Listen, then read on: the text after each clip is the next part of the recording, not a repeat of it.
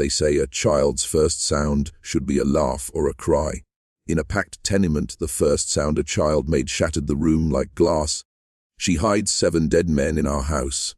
7 words that landed like an accusation and rearranged the map of a building everyone preferred not to map. Picture a 7-year-old who had never spoken, pointing with a trembling hand and naming the room where silence had been bought and sealed. If this story pulls at you, subscribe and stay. Become one of the few who insist these small deaths be remembered. Leave your city or state in the comments as a mark of where you listened from. Type, "The veil is broken," twice in the comments to seal this truth within you. It did not begin with accusation but with necessity. A widow crossed the Atlantic carrying a silent boy and a ledger of debts. The ocean took her husband and left her with a decision: survive or dissolve. She learned English with the economy of someone who knows accent can be a barrier to coin. Call her Bridget on paper, or Mrs. O'Connell in gossip. Either name points to a woman remade by hunger and calculation. Her house at 47 Hester was a skeleton of rooms, a furnace that coughed coal dust, and a hidden sub-basement with walls that swallowed sound. The neighborhood was tuned to attrition, fevers, coughs, and indifferent record, keeping that folded victims into anonymous files. New arrivals came with stitched pockets of savings and fragile plans alone. They were easy to vanish. Bridget kept the boarding house like an accountant. She tended the sick, wrote neat lists of tenants, and moved with the practiced care of someone who had learned that appearances are armor. She brewed teas, offered remedies, kept her hair tidy and her answers measured. The boy watched from the margins, learning to catalogue the world in detail without speaking. He watched the way she touched a coat pocket, the way she read the faces of men close to collapse. When at last his silence broke, the words were not a child's plea but a ledger's signature: cold, deliberate, naming not just bodies but the method by which survival had been turned into calculation. The morning his voice arrived, the room tightened like a wound. Inspectors, neighbors, and a few tenants crowded the parlor, coal dust settling in the air like an old promise. The boy repeated the sentence, each syllable a small instrument that fractured whatever careful narrative Bridget had built. Questions followed. Was he coached, malingering, or simply a child traumatized into fantasy? Bridget answered with a steady economy. Children speak oddly when frightened, she said, and fear can produce strange tales. She played the widow perfectly. Her grief was choreographed down to a measured inhalation. When officials asked to see the basement, she offered to lead them, keeping control of the path and the pace. The inspectors were competent at sanitation, not detection. Their charts measured ventilation and overcrowding, not motives. The city's machinery accepted tidy records in place of suspicion, paperwork that turned lives into lines on a ledger. To understand why Bridget could slip through the net, you must understand how death was normalized here. Tenements generated corpses like factories produced goods. Epidemic and hunger made disappearance plausible. Undertakers overwhelmed hospitals, and potters' fields absorbed bodies and questions. A woman who offered to manage a burial could easily be dismissed as useful rather than dangerous. Bridget layered plausibility over predation. She curated compassion in public while practicing a colder arithmetic in private. The first body removed from the sub-basement confirmed the accusation. A maintenance man noticed a stale, chemical smell near a hidden door. Behind it lay a wrapped bundle, lime-streaked and sullen.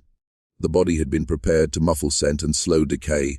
Coins and personal effects had been removed. City employees processed the scene with bureaucratic slowness. Signatures, forms, pronouncements. Bridget supplied the narrative. The man had been too ill to be claimed. She'd arranged a decent burial. The private ledger she kept was less plausible. In private, tenants traded explanations that kept the building standing. Poverty pushed people to desperate measures, or grief can deform the best of us. Some, more suspicious, began keeping accounts of arrivals and departures, noticing patterns where the border register offered only names and dates. The boy retreated to his observing places and began building a taxonomy that would later break the case. The boy's surveillance became work. Silence gave him a different ear. He learned the cadence of steps, the whisper that came before a theft, the tiny intake of breath that preceded a lie. He turned corners into watch posts and floorboards into clocks. Where other children built forts, he built inventories. names, arrival dates, who kept money sewn into coats. He practiced memory until it became a tool. Neighbors who noticed his stillness told stories that suited their comfort. Some called him haunted, others pitied a delicate child. Dr. James Kellerman, a physician who treated the poor, observed the boy during a house visit and noted behaviors that suggested deep trauma. He recommended specialized care. Bridget refused. She knew attention on the child could unravel conveniences she had woven into the household. Attention, in her calculation, meant risk. Bridget began limiting visitors, arranging that tenants be handled through her alone. She kept tight ledgers of arrivals and departures and cultivated relationships with 3 undertakers who charged little and asked fewer questions. The men who worked the furnace or moved coal were paid to report problems, not to ask why bundles appeared in hidden rooms late at night. Her methods were practical and surgical. She brewed teas and poultices whose taste suggested home, while their effects suggested something far less innocent. She learned which domestic combinations would provoke violent convulsions, which would mimic fever and collapse without leaving easy clues. She timed ministrations for moments when a man's reserves were already spent.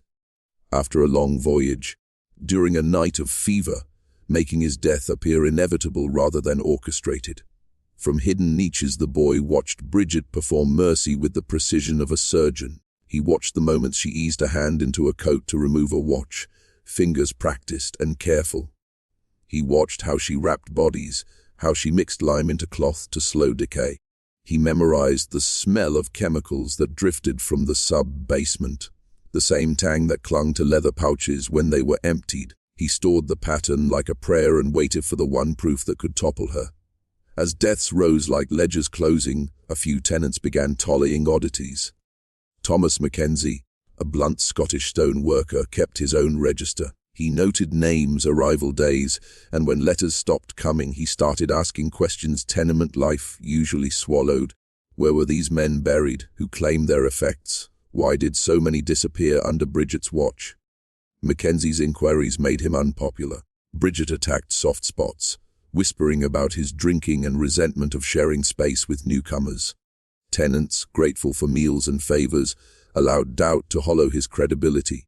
Still, his persistence pulled a thread. He took notes to the local station. The police listened, but treated it as a neighborhood dispute. Yet small official ripples followed. A health inspector scheduled a visit, a coroner left a notation, and Dr. Kellerman's suggestion about the boy resurfaced. The building split into factions. Some argued poverty forced desperate acts, others sensed a deliberate pattern. Bridget intensified her performance of benevolence. Public prayers, quiet wakes, meticulous records of arrivals and deaths that read like honest bookkeeping. She volunteered the names of men she had buried and supplied receipts for coffins and graves in distant potters' fields. Paperwork functioned as armor. It turned suspicion into administrative paperwork. Type, the veil is broken, twice in the comments to seal this truth within you. But slips happen.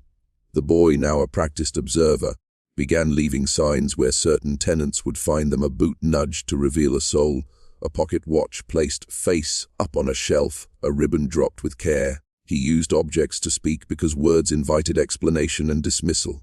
These small signals formed a map.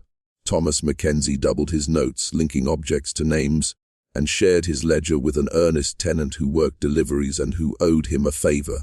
Still, the most dangerous element remained quiet. Bridget watched each new alliance with a calm that suggested she expected betrayal and planned accordingly. When the city announced broader tenement inspections, the winter tightened. Bridget moved into contingency. The sub-basement that once kept cold storage now held arrangements that needed relocation. She planned like a woman, thinking in margins, shifting bundles to new hiding places, spreading intact stories about burials in Queens, paying small bribes to undertakers who liked simple work and disliked nosy questions. Her ledger grew long, not only with names but with strategies. She treated bodies like investments to be liquidated discreetly. The pressure made others clumsy.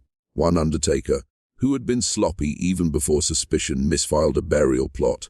Another complained over a missing fee and revealed a conversation in which Bridget had insisted on secrecy. Those slips created edges where Mackenzie's ledger could gather thread. The deliveryman who owed him a favor began to mention doors propped open at odd hours and men carrying parcels wrapped in oilcloth. Small details accumulate, the pattern emerges. Dr. Kellerman, previously hesitant to intrude, faced a moral threshold he could not ignore. He examined the boy again and found intrusive memories. Seamus rehearsed moments while awake, his body reacting as if trapped in the basement. His hands trembled at certain smells. The doctor pressed for guardianship or outside oversight. Bridget feigned cooperation, suggesting a trip to relatives as a solution while redirecting inquiries. The boy refined his code. He left watches to be found, slipped coins where the laundryman would notice, and once nudged a tenant to a loose stone in the sub-basement with a piece of coal. Under the stone lay lime-stained cloth and a thread of disturbed earth. A second inspection followed and men pried open the hidden room. They found traces, fabric, quicklime, the ghosted outlines of recent interments, chemical scents where silence had once reigned. Bridget's public composure faltered. Anger then staged vulnerability. She produced receipts, named funeral homes, and invoked the poor's routines. But witnesses' physical trace and the boy's mapped objects formed a dossier hard to dismiss. City officials moved with the caution of men who feared being wrong. They opened cases slowly, building legal outlines. Small civic attention loosened the shield Bridget had worn. For the first time, the ledger of her life was exposed to daylight, and the boy's voice, once mute, became the axis around which truth might spin. Once authorities had material evidence, they moved differently. Arrests were never theatrical, they were the slow unspooling of paperwork and quiet summonses. Neighbors watched from shutters and whispered about the day police walked through the parlor. Bridget was taken with a face that had been trained for markets and mass. She knew how to make fear look like wounded dignity. Men who had once accepted favors looked away. The deliveryman who had given Mackenzie details begged he had been mistaken. During interviews, Bridget cracked and softened. She offered explanations that had the feel of plausible charity. Men who had been too sick to travel, bodies claimed by distant relatives, clerical errors in burials. She recited names and dates with bureaucratic fluency, producing receipts that matched the undertaker's ledger. Yet her answers contained small evasions. A missing signature here, a vague reference there. Officials pressed, and she parried with the kind of practiced calm built by years of negotiation. The boy remained both accused and accuser. Authorities, uncertain what to do with a 7-year-old who had been silent his life until then, alternated between skepticism and a desire for confirmation. Officials questioned him, paused and returned. His testimony came as fragments at first. Times objects, the exact sequence of who had visited when. He named practices and procedures as if reciting a household manual. The times buckets were filled, when lime was mixed, the sound a wrapped body made when shifted. Court arrangements began in hushed preparation. Press, hungry for scandal, sniffed at the edges like animals that sense blood. Bridget's name moved from confidential reports to print. Neighbors who feared association found excuses to avoid talking. Some who had benefited from her services refused to testify. Others, tired of the corridors of conscience, came forward with small, damning admissions about favors received and payments made. Meanwhile, the boy's body continued to betray him in private. Tremors when the chemical smell appeared, sleepless nights, chewing habits at odd hours. Kellerman pushed for removal to a home where the child could be observed and cared for so that it might separate memory from imminent prosecution, but legal guardianship tangled with the needs of evidence. The boy's silence, once impenetrable, had become evidence itself, a kind of recorded archive that resisted easy translation into testimony. Indictments arrived like slow thunder. Prosecutors moved against Bridget with a paperwork arsenal, warrants, lists, and the corroborations Mackenzie and others had assembled. Yet law is never merely a tool, it is a negotiation of perception. Bridget's defense was quick to weaponize sympathy. She declared herself a grieving mother and a woman worn thin by exile and loss. Her lawyers emphasized the normality of death in tenements, argued clerical errors and overburdened institutions, and painted Mackenzie as a man whose grievances were personal rather than public. Some witnesses refused to testify, not out of loyalty but out of fear of losing a bed, fear of being named in papers, fear of reprisals from those who trafficked in the benefits Bridget provided. Others came forward with small confessions, small loans paid, favors exchanged, a refusal to ask where bodies were sent. Their words formed a mosaic, not full portraits of guilt but enough tesserae to suggest a pattern. The prosecution stitched these pieces with the boy's inventory of objects and his fragments of sequence. In court, the boy's testimony was both precious and dangerous. He could not narrate like an adult. He supplied sequences, times, and objects. He named the sub-basement, described the smell of lime, and identified the way a pocket watch was removed from a coat. His words were literal and blunt. They did not offer motive so much as method. Jurors squinted at details they had not imagined, how a woman who kept careful books might use those books to hide more than debts. Bridget's cross-examination attempted to make the boy sound unreliable, impressionable, coached, or simply a traumatized child prone to misperception. The defense argued that memory under extreme stress can fracture and assemble false patterns. Yet Dr. Kellerman supported the boy's coherence. He described consistent behavioral indicators and physiological responses that matched recall rather than fabrication. The doctor's testimony did not explain everything, but it removed some of the easier dismissals that the defense sought to exploit. Outside the courtroom, the neighborhood's atmosphere shifted. People who had lived with a shadow now felt exposure like cold sun. Children who once regarded the boy with casual cruelty looked at him as if he carried a contagious knowledge. The story spread in letters, on tavern benches, and in quiet admonitions exchanged over bread. Those small circulations of gossip hardened into public memory, and the case that had begun as a child's brittle sentence moved toward a reckoning and consequence. The trial became a theater of compressed lives. Local papers declared it emblematic of the city's inability to care for newcomers, and city officials used it to show they were responsive. Jurors sat opposite a woman whose life had been a ledger of necessity and calculation. Bridget maintained a posture of wounded dignity, hands folded as if in prayer, eyes trained to plead for mercy rather than confessing anything like guilt. Her lawyers painted tragedy, the prosecution painted pattern. The boy's testimony remained the stubborn axis. He described behaviors with an economy borrowed from silence, the exact time a kettle was set on the stove, the way a cloth was wrapped, the smell he associated with lime and chemicals. He did not speak about motive, but he named method, and method is the bone structure of truth. Dr. Kellerman's clinical interpretation supported the boy's credibility. He testified about trauma, about how memory can encode ordinary actions into testimony that reads like a record. Public ritual gripped the case. The defense urged skepticism, arguing the boy had been coached by curious onlookers or shaped by tales he half heard. The prosecution showed the ledger of Mackenzie, the deliveryman's notes, the small objects the boy had placed to be found. The courthouse hummed with a sense of doom and fascination.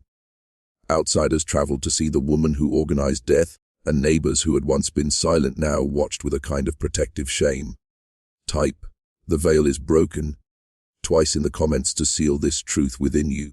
Underneath the formalities a darker current flowed. The boy's silence had been shaped by observation of rituals not only of murder but of control. Bridget had learned to weaponize grief and bureaucracy. She had trained other hands to perform parts of the choreography. Undertakers who looked the other way, men paid to move bundles, tenants conditioned to accept explanations. The network was less a conspiracy than a system, incentives aligned so that the machinery of survival became a shield for predation. As testimony accumulated, the community's moral language strained. People who had privatized suffering now had to face culpability. Some confessed, others hardened into denials that would persist through history. The courtroom became a crucible where the private arithmetic of survival met public law, and the boy's broken silence had shifted from accusation to a gravitational fact that would not be easily undone. When the jury returned its decision, the room felt like a held breath being released. They pronounced guilt, and the courtroom shifted as if the weight of 7 vanished men had finally been measured. Bridget received the verdict with a face trimmed to endurance. She offered no performance beyond a steady, wary composure. For some neighbors, the verdict felt like exoneration of their blind spots. For others, it opened a wound of complicity that could not be sutured. Life after conviction rebalanced the neighborhood's rhythms. Workers who had depended on Bridget's referrals found new contacts. The small economy that had folded favors into survival rearranged itself. Letters that had not been sent were written, names that had been hidden acquired attention, and small communal rituals of remembrance cropped up in parlors and pubs. The press amplified every step, turning unspoken grief into newsprint and making the boy's silence a public thing to be read and debated. The boy maintained his meticulousness. He answered questions with the same literal precision as before, cataloguing times and objects rather than spinning motives. His descriptions of how lime was mixed, where bundles were stored, and what sounds the basement made carried the practicality of a ledger rather than rhetoric. Jurors who had expected melodrama found themselves confronted with the stubborn arithmetic of action and consequence. Dr. Kellerman explained why the boy's memories should be treated as consistent recall rather than invention. Bridget's final words mixed repentance and accusation. She told of hunger and exile, of the ways the city had offered only choices between bad and worse. She suggested that systems that let bodies vanish into potters' fields bear part of the blame for desperate acts. Her appeals for mercy were met with a public appetite for accountability. The law, wanting to demonstrate consequence, assigned a punishment that suited the era and the outrage. After sentencing, officials debated the form of her confinement. Some argued for a harsh example, others counseled legal restraint. Ultimately, the city chose a penal fate that would keep her life separated from the community she had betrayed. The boy's role shifted toward restoration. The public sought to repair what silence had broken, and the case became a ledger in which people attempted to reconcile need, culpability, and the machinery that had allowed such crimes to occur. Later, the story was retold as cautionary shame for future generations. When official files closed the immediate scandal, the city attempted to fold the case into its orderly records. Paperwork promised that procedures had worked, boxes of forms and signatures distributed responsibility across bureaus. But paperwork seldom erases what people remember. Objects kept returning in whispers.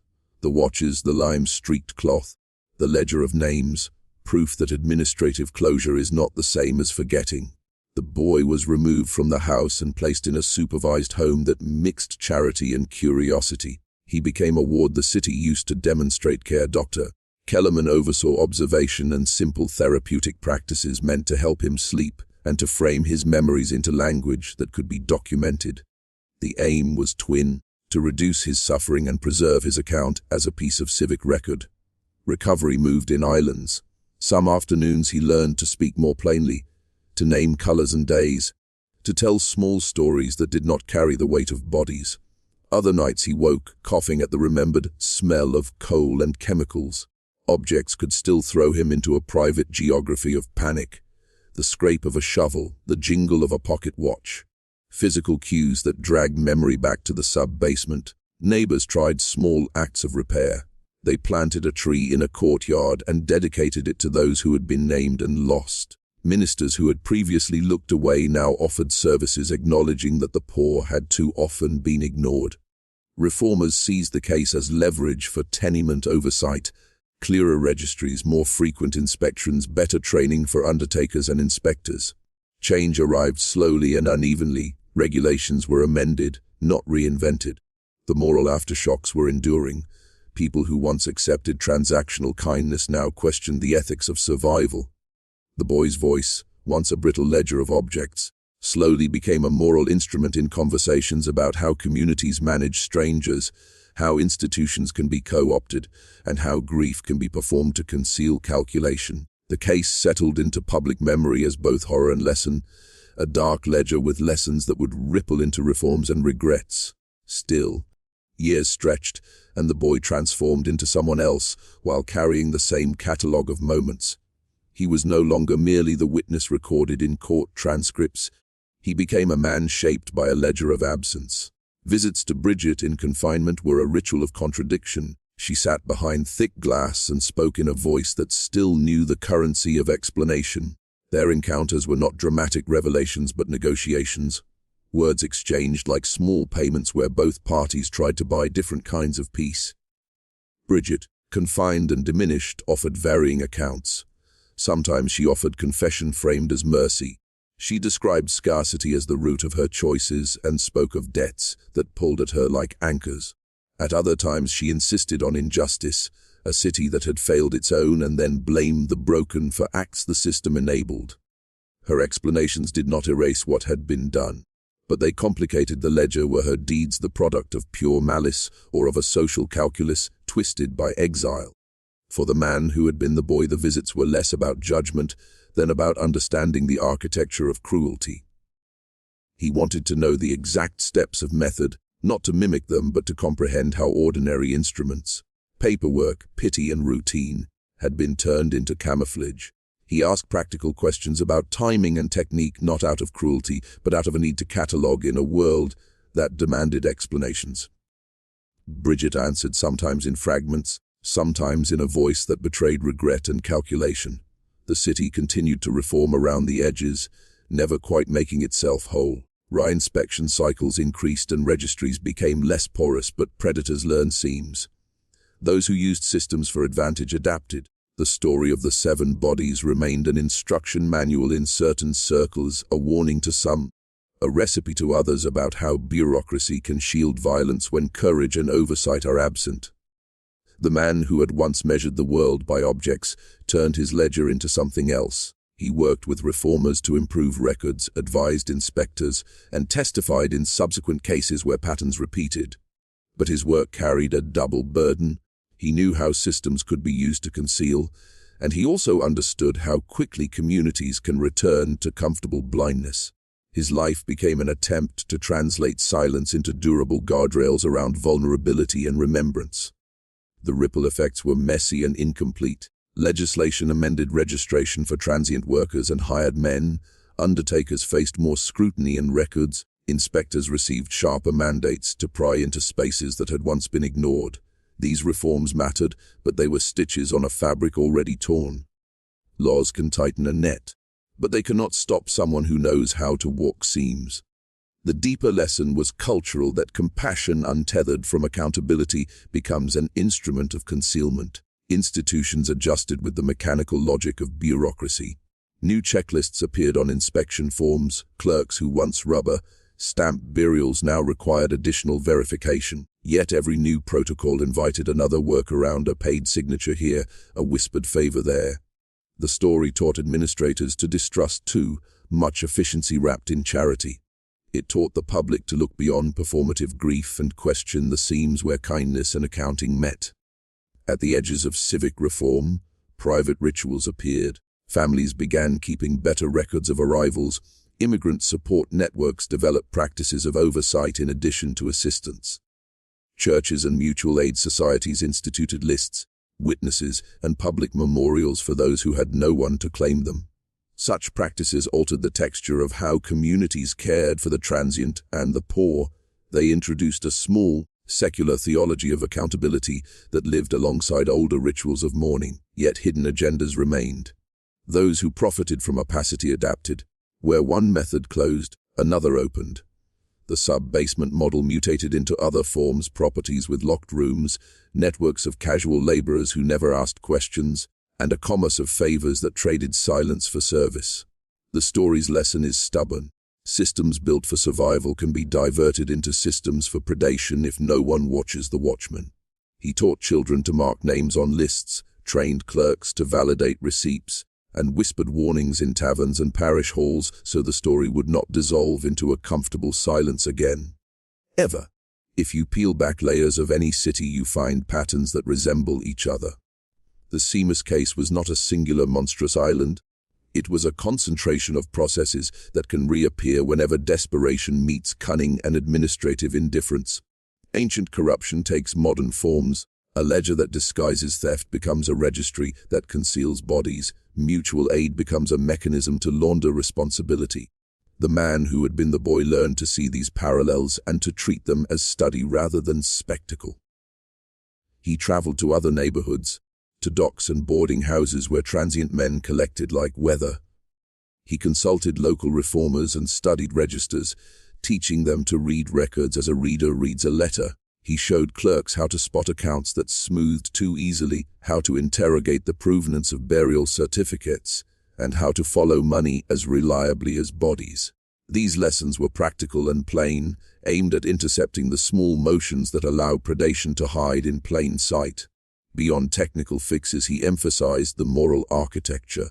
He insisted that charity required countervailing transparency, that compassion without inspection allows power to become predatory. He argued that grief must be witnessed by more than a performance. There must be corroboration, public memorialization, and a shared memory that resists one person's explanations. His rhetoric was austere, less about blame than about designing systems that made theft of lives harder to perform. The man also learned that oppressive patterns often masquerade as culture. People said, "We have always done it this way," and that phrase can be the softest of coverings for ancient cruelty.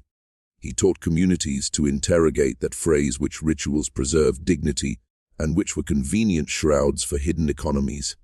He asked neighbors to keep small public records lists, memorials, and shared rituals that forced transparency into the ordinary. He reminded people that miracles of survival require oversight. He taught that the first duty of a community is to name the missing and refuse to let paperwork replace conscience. Ever again. Psychological control operates through ritual, repetition, and the respectful posture of authority. Bridget's genius, if we may call it that, was to harness these forces. She used ritualized grief to make suspicion seem impolite, paperwork to make inquiry bureaucratic and slow, and generosity to hold hands that could otherwise ask questions. She performed the role of charity with an economy of gestures that signaled both care and control. Those who saw only the face of sorrow missed the mechanism present in each act. The man who had catalogued these patterns taught others to see the choreography. He showed neighbors how grief can be staged: the deliberate wail at a doorway, the open display of a shut envelope, the timed arrival of an undertaker who takes care of details and asks no questions. These are the elements of theatrical grief that reassure communities and close inquiry. Once you know the gestures, you can also ask whether they hide a ledger and whether the ledger hides bodies. His lectures were not moralistic homilies on sin. They were practical classes on recognizing power as it moves through intimacy. He argued that kindness in poverty often acts as a soft currency. To change that dynamic, you need not only laws but routines that require witnesses. He encouraged mutual aid societies to require two people to sign for burials, to demand receipts verified by a third party, and to hold public readings of names so that absence could not be dismissed as anonymity. Yet the deeper lesson was about suppressed truths. Communities cultivate zones of omission, places where inconvenient facts are left unspoken because naming them complicates life. The man warned that those omissions are invitations.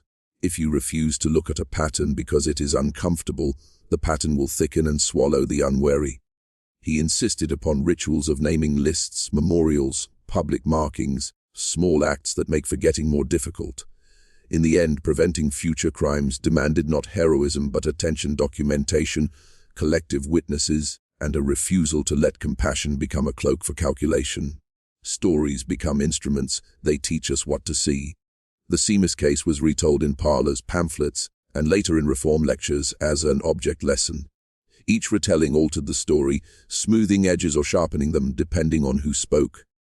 Some versions mythologized Bridget as monster.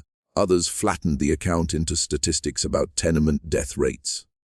The man who had been the boy resisted both flattening and mythologizing. He urged a mode of retelling that preserved detail, resisted simplification, and kept the ledger whole.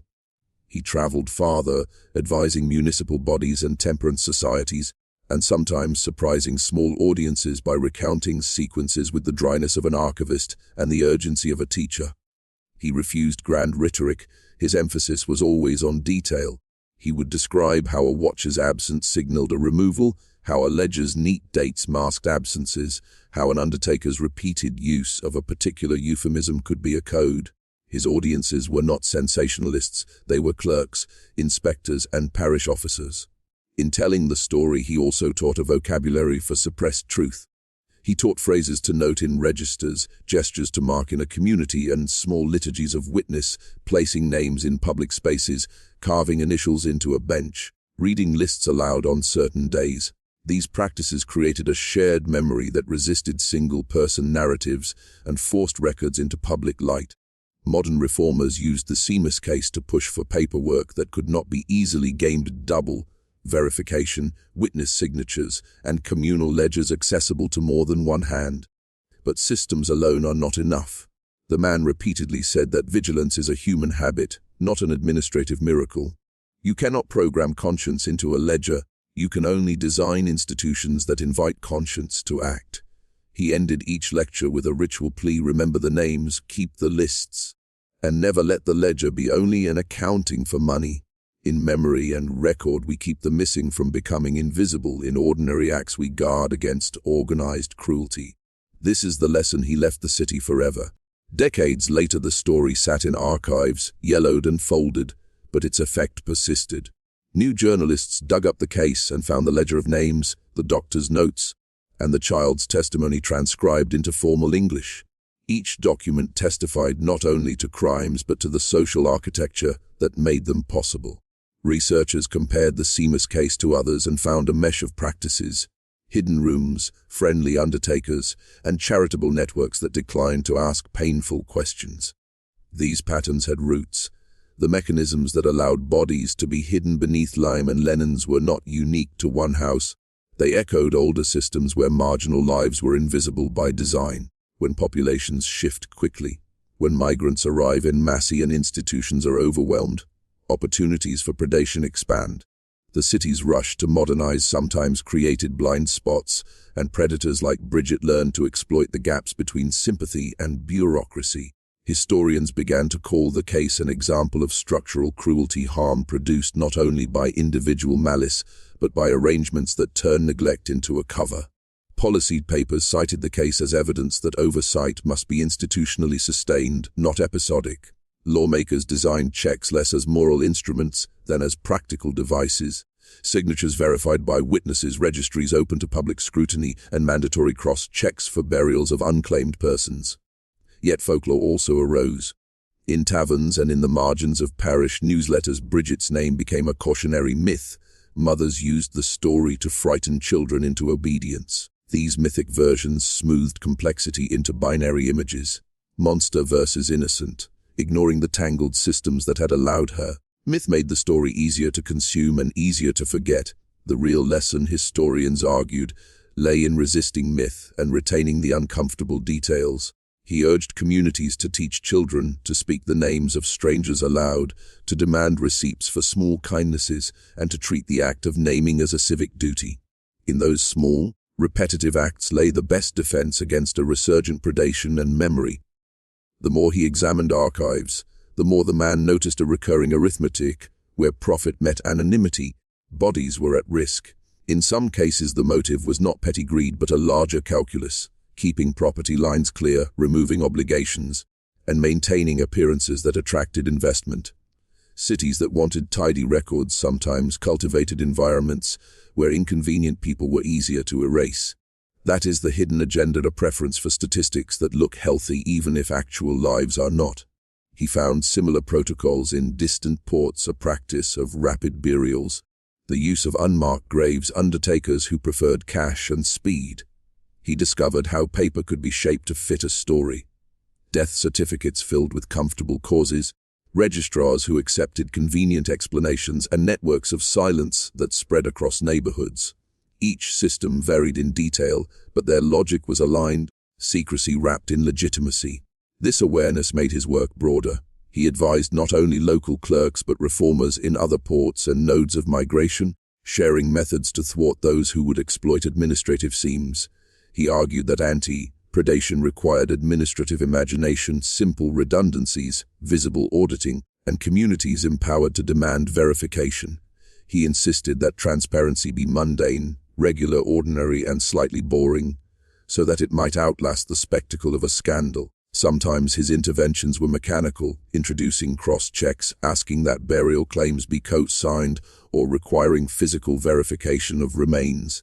Other times they were cultural, training pastors and grocers to notice absences, encouraging neighbors to keep lists, instituting public readings of names so anonymity could no longer cushion disappearance.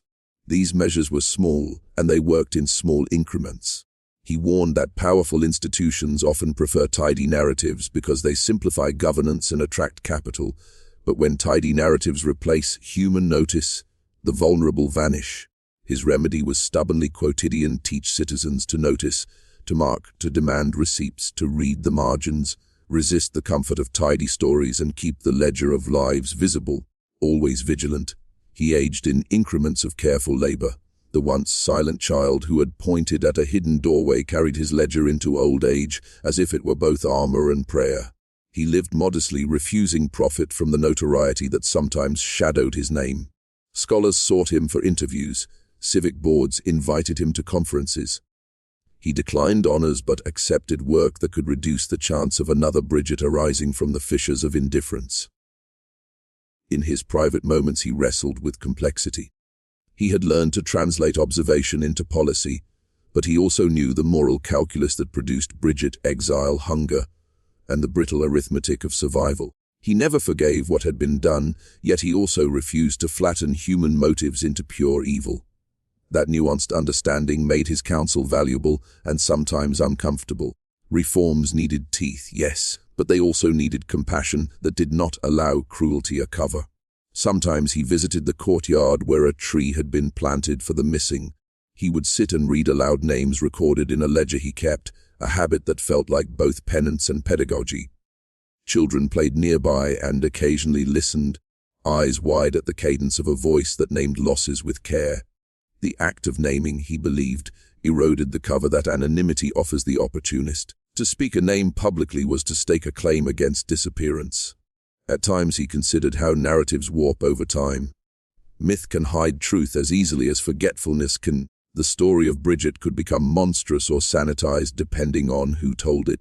He insisted that the community maintain precise lists, documents, and rituals so that retelling did not spin into myth without facts. For him, the requirement of accuracy was itself a moral act. Names are not only records but shields. In the end, his life was quiet and pointed. He taught that vigilance is ordinary labor, tedious, repetitive, necessary. He argued that communities must cultivate both compassion and verification, that public memory should be a practice rather than a mood. The work continued after him.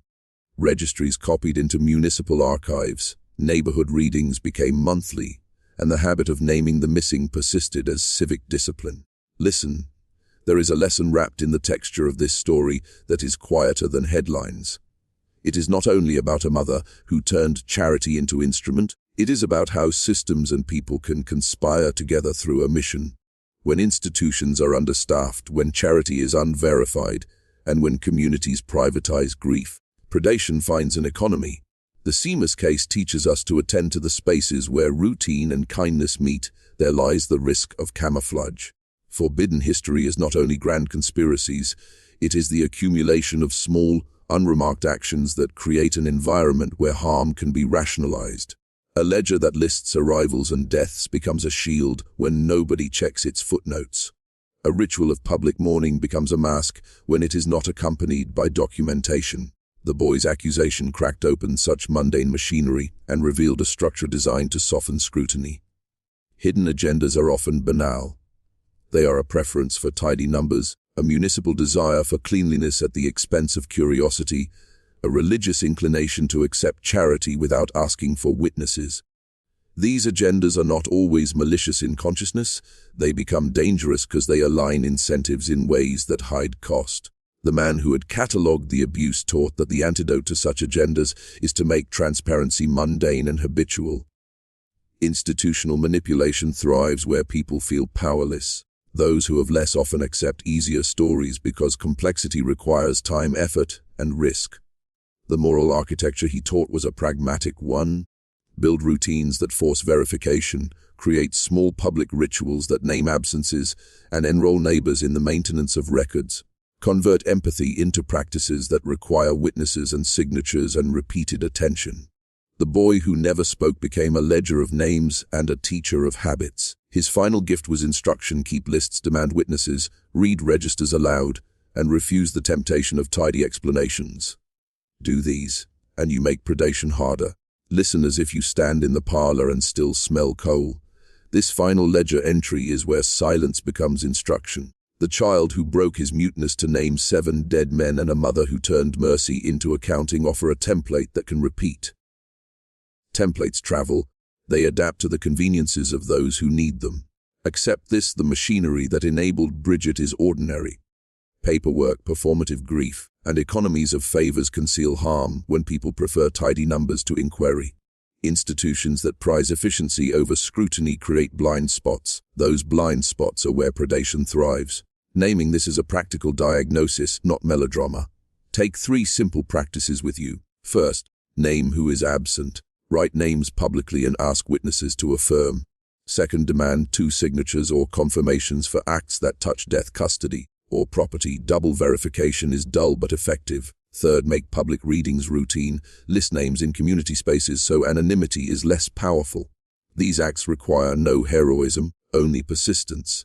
They make kindness accountable and turn paperwork into protection rather than camouflage. They do not eliminate cruelty, but they shrink the spaces where cruelty can hide. A ledger used openly becomes a shield rather than a cloak. If this account has shifted you even slightly, if your world feels sharper, act tonight. Speak a name aloud. Check whatever registers your community keeps. Ask after the newcomers and demand witnesses. Small, repeated practices accumulate into habits that alter a city's character. History keeps the dead in memory only when the living refuse to let them vanish. Be the ledger. Be the witness that refuses administrative comfort. Turn silence into systems that protect, not conceal. If you do this, the boy's forced speech becomes a seed for civic care. If you fail, the template travels and the ledger thickens again. Leave this story with a small ritual. The next time you are in a public place, say one name of someone who is absent and mean it. It is a tiny act, but tiny acts are contagious. They are the practical work of memory, and they are the weapons that make predation harder. And remember, institutions will offer you the comfort of closed files and polished reports. Do not accept that comfort alone. Demand accessible records, insist on witnesses, teach children to name those who pass through your streets. In mundane persistence lies the lasting safeguard.